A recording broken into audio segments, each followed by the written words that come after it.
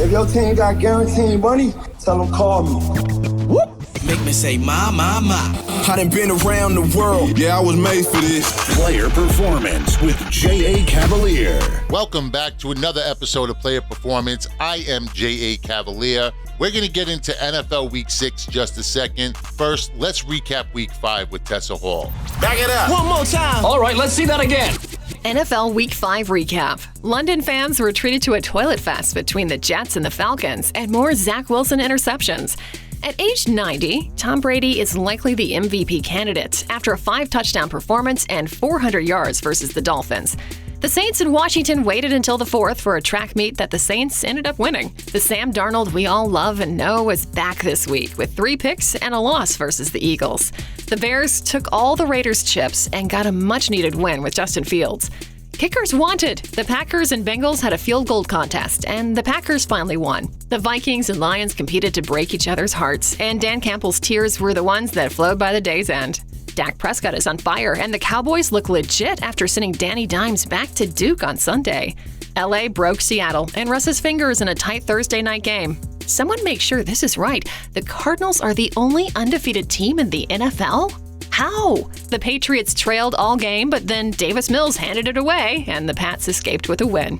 The Steelers and Old Man Ben needed some home field juice to grab a win against the Broncos. The Browns and Chargers played in the game of the year, but Justin Herbert proved why he is the best young QB in the game. The Jags couldn't grind out a win after the Titans danced them off their home field.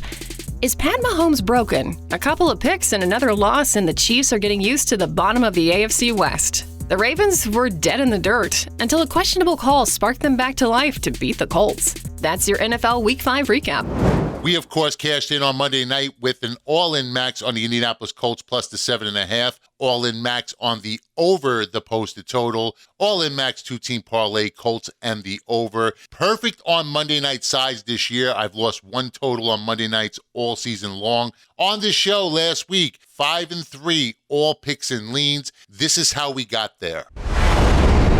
Falcons laying 3.5. The total is set at 44. We are going over the posted total of 44. The Buccaneers are laying 10.5. The total is set at 47.5. I really don't understand this line at all. I'm going to lean Dolphins plus the 10.5 here. Titans are laying 4. The total is set at 48.5. This week, this line in this spot, the number is really soft. Jacksonville has no shot in this game. Best bet on the show this week, take the Tennessee Titans, lay the 4. Panthers are laying 4. The total is set at 45, but not me. I am actually going under the posted total in this spot. Under 45 in this spot. Packers are laying 3. The total is set at 49.5. I'm going to pass on this game, and I'm going to shift my focus to a prop bet. Joe Burrow over 245 yards passing.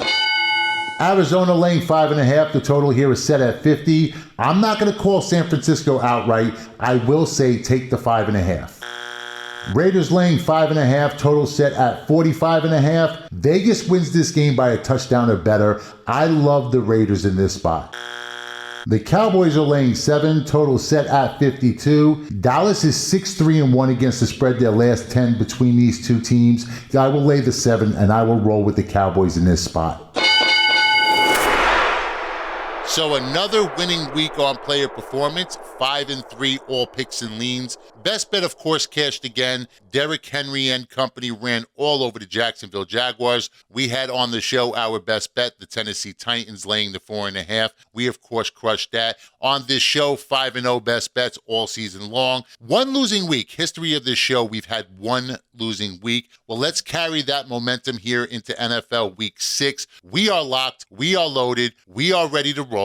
Jump on the money train. It's about to pull out right into NFL Week 6. Packers versus Bears. The Packers are laying 4.5. The total here is set at 45. So we all watched something last week that I'm pretty confident in saying we're never going to see that again. 5 missed field goals in the final 2 minutes and in overtime. But see, this game isn't going to come down to last-minute field goal. So let's lock this in right now. Best bet for the show, the Green Bay Packers lay the 4.5. I'm not buying into the Chicago Bears just yet, even after back-to-back wins. Remember, those wins came over the Detroit Lions, who have more heart than talent, and the Raiders, who we're going to touch on later in this show. Green Bay should cover this 4.5 handily. For me, it's about matchups. The history in this matchup, incredibly lopsided. Packers have beaten Chicago 9 of last 10. Aaron Rodgers' lifetime record, 20-5 against the Bears. In those 25 games, over 6,000 passing yards, 55 touchdowns, just 10 interceptions. See, those are MVP numbers against just one team. It's hard to find better numbers for any player against any particular team. Last week, we were worried about Joe Burrow picking apart the Packers secondary without Jair Alexander, which of course Joe Burrow did. We cashed the Burrow over 245 yards passing prop bet, but I don't fear the wideouts from Chicago nearly as much as I did Higgins, Boyd, and Chase. In fact, the Packers actually match up well with what the Bears want to do. Run the ball, misdirection, RPO. And Rodgers wasn't the issue last week. 344 yards passing, 2 touchdowns. This line opened to 3.5. It's already moved to 4.5. I still think 4.5 is incredibly soft. This is one of those rare occasions that you're going to find most sharp and public money moving synchronized. Despite popular opinion, no one just blindly fades the public. We're all going to cash this ticket this week together, take the Packers, lay the 4.5. I'm fine with this number jumping up to even 6. Love the Packers in this spot. Best bet, Packers laying 4.5.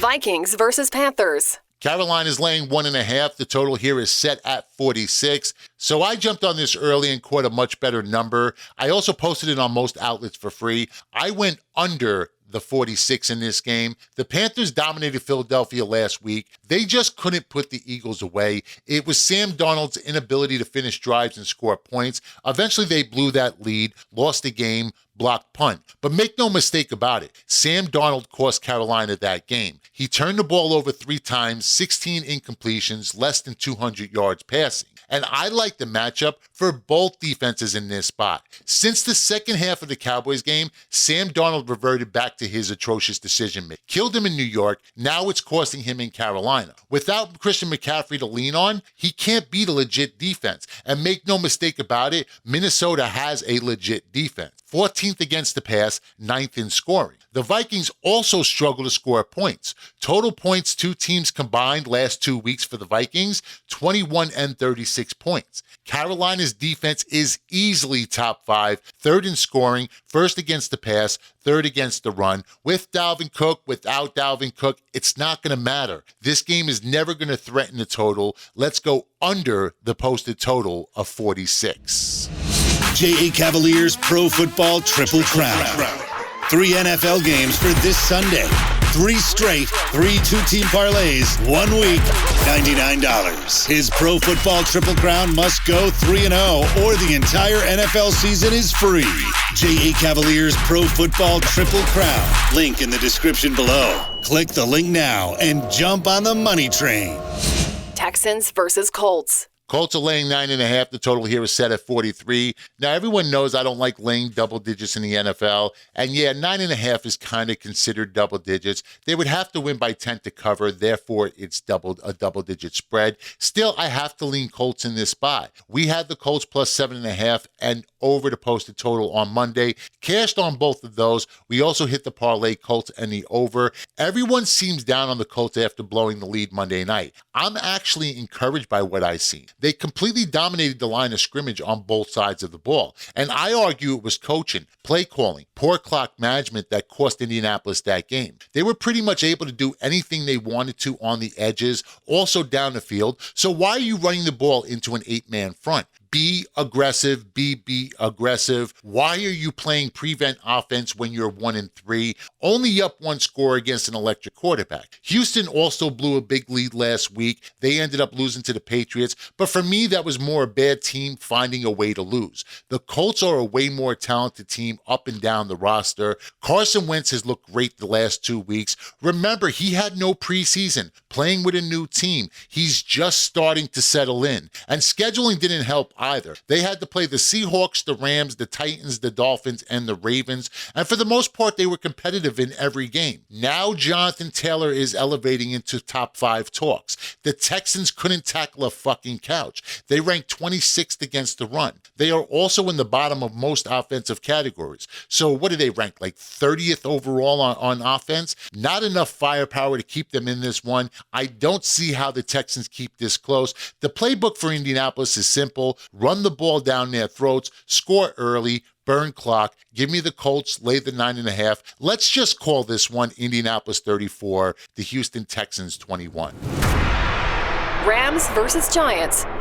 The Rams are laying 10.5. The total here is set at 47.5. So here's another double-digit spread. I mean, guys, you either have to lay the points or just pass on the game altogether. 10.5 as a home dog, it's almost disrespectful in the NFL. But this is the Giants, and more so, it's the Giants without Saquon Barkley or Daniel Jones. Jones and Barkley play, this number is much closer to 7, and I would probably lean New York in that spot. Prior to the Jones injury, they were in that game last week against Dallas, but that's not going to be the case here this week. There's no storyline in which Mike Glennon keeps this game close. In the last 11 games that Mike Glennon has appeared in, his team has lost every single game. So just think about that. Mike Glennon takes a snap for your team, you might as well turn off the TV or get up and leave the stadium. It's that bad. And no, that's not the reason I'm fading the Giants in this spot. Okay, that's not the only reason I'm fading the Giants here. See, aside from Barkley and Jones, the entire receiving core is banged up. Galladay, Slayton, Shepard, and now you can add Tony to that list. Daniel Jones' biggest attribute was his mobility. Mike Glennon, not as fleet of foot. Expect Aaron Donald and Leonard Floyd to get to him. I expect them to get home quite a bit in this game. Now, on the other side, the Rams shouldn't struggle moving the ball either. New York has allowed 65 points in the last 2 weeks. I expect the Rams to hit 30 here. It's a big number, and it's on the road, but LA with 10 days rest, New York banged up, lay the points, take the Rams, lay the 10. And now it's time for Not For Nothing. Not for nothing. With TV Al. Hello, sports fans. This is TV Al from New York, New York. New York City. Whoa. Let's talk about my teams. Not for nothing, but John Gruden probably should have made sure his emails weren't going to be stored by the NFL. And not for nothing, maybe he shouldn't even have sent them at all. And not for nothing, but maybe Detroit needs to ditch the dome. Come on, if every opposing kicker can come in there and hit a 50-yard plus field goal, it's no longer home field advantage. And not for nothing, how does a kicker get paid anymore in this league? If I screwed up 3 times at work on any given day, come on, they'd fire me. Hey, kickers, do your job and get it through the uprights. And not for nothing, my Giants losing 3 of their best players. And the Jets, 1-4, not for nothing. Looks like I'll be watching the Knicks and the Rangers this year. Forget about the New York teams in football. Hey, deja vu all over again. The overall thoughts of TV Al do not represent player performance. In fact, disregard all of what is said, and our apologies in advance. Chiefs versus Washington football team. Chiefs are laying 6.5. The total is set at 55.5. So if you flip on ESPN this week, you would think the Chiefs are in the middle of a 10-game losing streak. The Chiefs are not in as bad of shape as everyone's making it out to be. Sure, the turnovers are bad, and yes, the defense sucks, but they lost to the Ravens, Chargers, and Bills. Come playoffs, we all know the Chiefs are going to be in the thick of things. Now, I've said all that just to say this. I'm on the over 55.5 in this game. I don't trust Kansas City, not laying 6.5, not on the road. Both of these offenses are playing well. Neither of these defenses can stop anyone. And yeah, Kansas City has the second worst turnover margin, but Washington has forced only 4 turnovers all season. You know what you're going to get from Kansas City. Chiefs are going to do it all through the air. And Washington, they're going to do it all by land. Chiefs are ranked 29th against the run. Forget thinking about Kansas City as the almighty. Just think about them as a team giving and taking a ton of points right now. 55 or more points scored in 4 or 5 Chiefs games. The one game that didn't hit 55, it hit 54. That was against the Chargers. I think the Chiefs eke out a dub in this game, but probably much closer than the public would like. Give me the over 55.5. Bengals versus Lions. The Bengals are laying 3. The total is set at 47.5, and I am going under to post a total of 47.5. The Bengals missed not 1, but 2 field goals that would have beat the Packers outright last week in Cincinnati. Good news, though, anyone could hit a game winner in Motor City. The Lions are the only team in NFL history to lose 2 games in one season by kicks of more than 50 yards. NFL record, of course, to Tucker, and then last week to the Vikings. We pointed out a couple shows back, just not a lot of talent on this Detroit team. Ton of heart, but players win games, and they lack playmakers. They have not scored more than 17 points since week 2. You can't put it all on his shoulders, but Jared Goff certainly gets his fair share of the blame. 29th in QBR, 15th in passing, 17th in touchdowns. Now they have to face the 8th best defense in the league. I don't see it getting any easier this week. The under is hit in Detroit's last 3, and despite Joe Burrow and that core of receivers, the Bengals also trend to the under. 5-1 last 6. Let's make it 6 of 7. Lions, Tigers, and unders, oh my. Put him in the fucking bedroom. Get him out of here. Come on. You can't win. Push back kryptonite. Murphy's Law. Anything that can go wrong will go wrong. You're a fucking jinx. Saturday, I have Wake minus the 6.5 or 7. Wake scores a TD. The game was tied. They get the TD and the extra point. They go up by 7 with 3 minutes to go in the game. Syracuse fumbles the ball on their next possession, and that was at their own 42. So I have Wake with the ball, 2:38 remaining. Syracuse has 3 timeouts. Wake runs the ball up the middle, timeout, up the middle, timeout. So they got 1 timeout left, 3rd down and 8 yards to go. What do? They go for the home run. They go for a TD pass. They miss it. No burning of the timeout. Clock stops. So now, great punt. Syracuse gets the ball back with 2:17 to go in the game. 1 timeout. Prevent defense comes up. They have the ball at their own 6-yard line. Wake Forest defense proceeds to allow the quarterback to rush for 39 yards throughout this just debacle that we're going to go through, pushing him out of bounds each time. And then it gets pushed out of bounds, and we get a personal foul call, 15 yards, to add insult to injury. The next thing you know, scores tied, and I'm going, I'm livid. So here we come out for the coin flip. Can I lose one thing? I want to lose the coin flip so we get the ball first. No, we have to win it. We have to win the coin flip. Syracuse kicks a field goal. We proceed to take and go and get the touchdown. Wins by 3. I lose because of an inept defense playing prevent defense with 2 minutes and 17 seconds in the game. Then, need I say any more? You guys all know I'm all over Buffalo Bills. Instead, I switch to the Kansas City Chiefs. And then on Monday, I get blitzed out with the Baltimore Ravens. This week will be a lot better. Big Mike, he's too legit to quit. So I got to listen to that Wake Forest rant live as it was happening. I'm glad we got to share a little of that with you. I had no dog in the fight. I didn't like Wake Forest on the road laying 6. None of the numbers actually supported Syracuse taking the points, so it was a clear pass for me. And then on Sunday, he and I debated the Bills-Chiefs game at length at some point about like 4 or 5 o'clock in the afternoon. I'm actually shocked he switched his ticket from the Buffalo Bills to the Kansas City Chiefs. We talked about that game, and he said, Jay, is there any play here in which the Kansas City Chiefs covered the spread? And I told him absolutely not. The Buffalo Bills are not just going to cover the spread. They're going to win this game outright by a couple touchdowns, which of course they ended up doing. Guys, dot your I's, cross your T's, put in the work. Never listen to outside voices when you're comfortable with a selection. We all know how that works. And then on Monday, listen, Mike's a Baltimore guy. It doesn't matter who they're playing. It doesn't matter what the spread is. If the Baltimore Ravens are in uniform, Mike is going to have a ticket that says the Baltimore Ravens. Chargers versus Ravens. Ravens are laying 3. The total here is set at 51.5. So we have an epic battle between AFC powerhouses. And I'm going to say this, the game itself is part of my Pro Football Triple Crown this week. Link in the description below. All right, just a little shameless plug. For the show, I am on the over the posted total in this spot. 51.5 is a number that I'm comfortable with. Baltimore has reached this total in 3 of 5 games this year. Chargers have hit this number in 2 of their last 3. Ravens and Colts scored 25 in the fourth and in overtime last week. LA and Cleveland scored 52 in the fourth quarter alone. A lot of holes on both of these defenses. Both defenses susceptible to big plays down the field,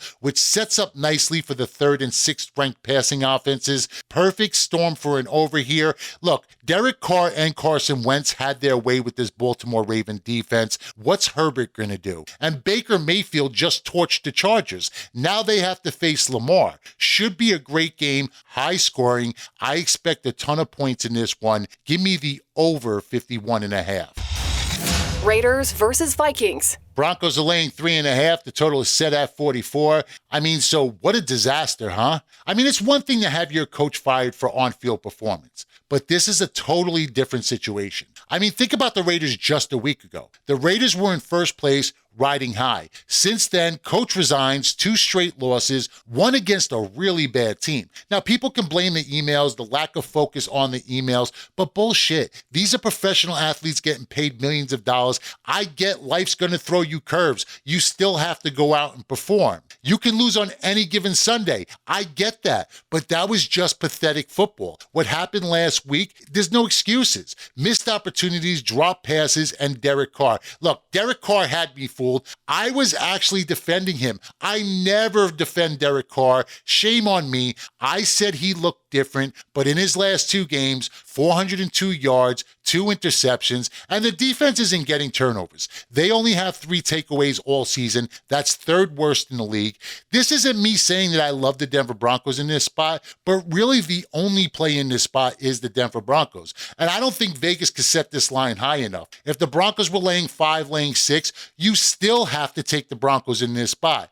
Vegas has a million other things to think about, and none of them are the Denver Broncos this week. Coaches are wondering if their jobs are safe. Players are questioning leadership. See, things like this create massive headaches. Vegas has just covered 3 of their last 11. Denver is 4-2 ATS their last 6. I expect the Raiders to be sloppy, and though the rest of the team may be relieved Gruden's gone, and certainly it's a move that had to be made, Derek Carr loses his safety blanket, and he loses his biggest fan. Number 4 will be the most affected by this. I expect him to struggle here, especially against this Denver Bronco defense. 8th in turnovers. That number is going to jump a couple spots. By the half a point, take the Denver Broncos. Day, week, month, and season packages available on ylose.com. That's the letter Y, LOSE.com. That's right, something for everyone on ylose.com. That's the letter Y, LOSE.com. And it's not just the NFL. You have college football, Major League Baseball playoffs in full swing. NHL has started, NBA about to start. Shortly after that, you have college basketball. So literally something for everyone on ylose.com. That's the letter Y, LOSE.com. Guys, remember, be sure to subscribe and like. Appreciation is always appreciated. And pick up the Pro Football Triple Crown this week. 3 straight, 3 2-team parlays, 1 week $99, must sweep, or the entire season is free. Link in the description below. I'm J.A. Cavalier. That's our show for this week. For Tessa Hall and Big Mike from the group home, see you guys back here next week. Until then, remember that with your head, not above it.